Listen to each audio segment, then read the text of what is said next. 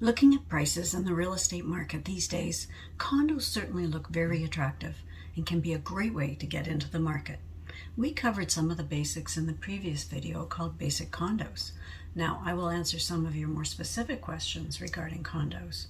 Back in a sec.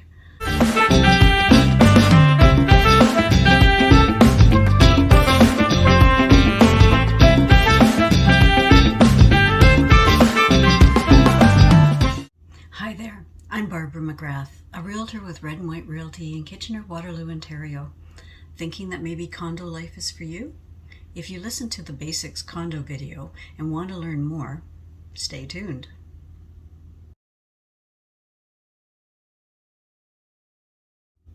Question 1. Can you renegotiate your condo fee?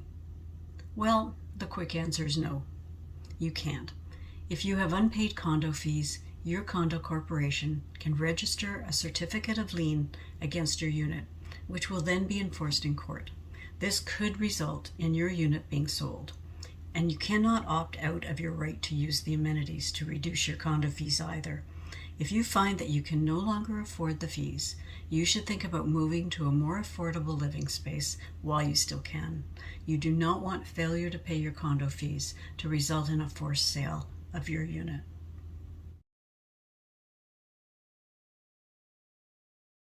Second question, can I operate a home business from my unit? Generally speaking, condominium units are residential units and should be used for residential purposes only.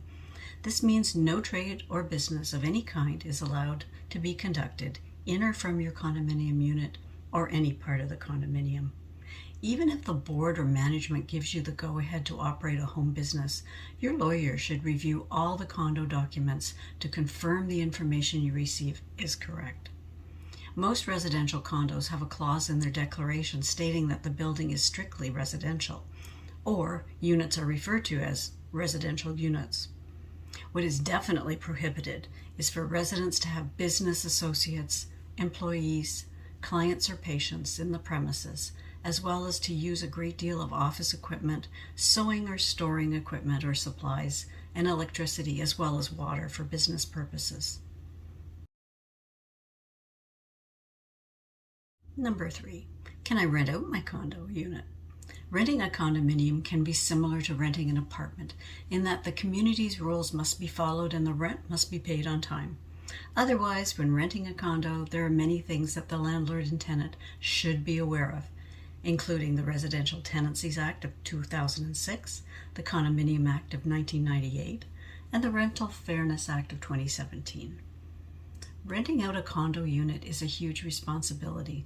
Not only must you ensure that your tenant is knowledgeable about the community's rules, but you should also be aware of your rights and responsibilities as well as a landlord. When it comes to renting, the big difference between a condo and an apartment is ownership and governance. As a condominium tenant, it's important to be knowledgeable of your rights and responsibilities. The relationship between all landlords and tenants is governed by the Residential Tenancies Act of 2006. That's true for condo and apartment landlords. The legislation covers the leasing agreement. In a condo building, the Condominium Act of 1998 applies too.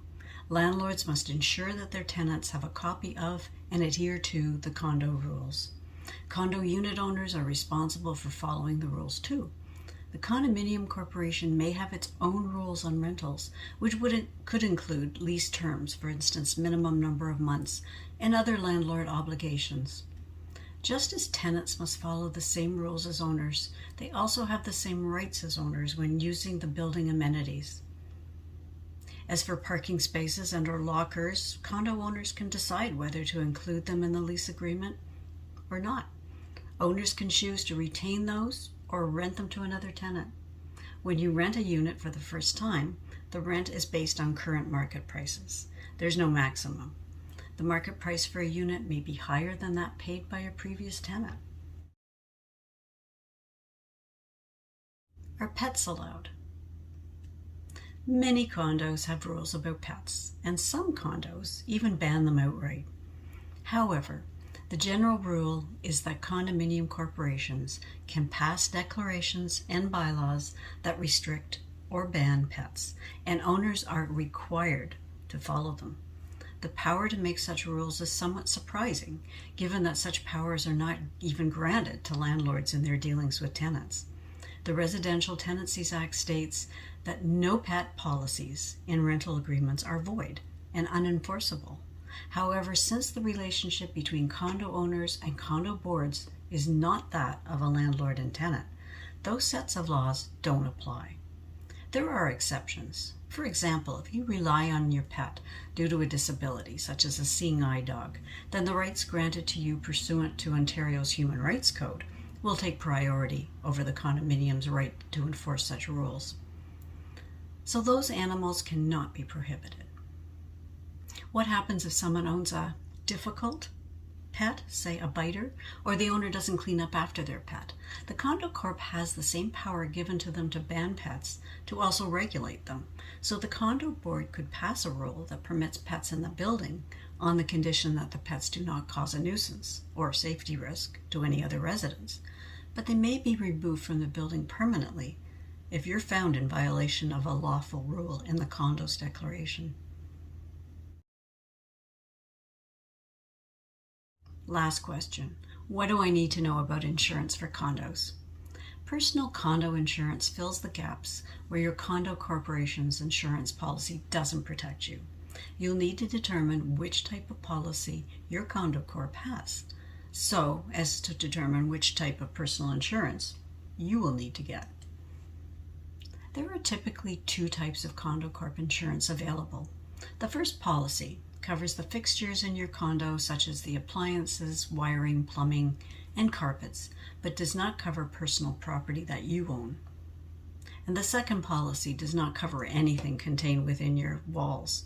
It may or may not cover your condo's plumbing and electrical. Review your condo corp's policy carefully to determine what your personal insurance plan needs to cover. If you're renting out your condo, what do you need? Well, you'll need to contact an insurance advisor to learn more about your current coverage and the additional coverage options that are available to you as a landlord. Do you have any questions about condos that we haven't explored? Let me know in the comments below. I'd love to hear from you.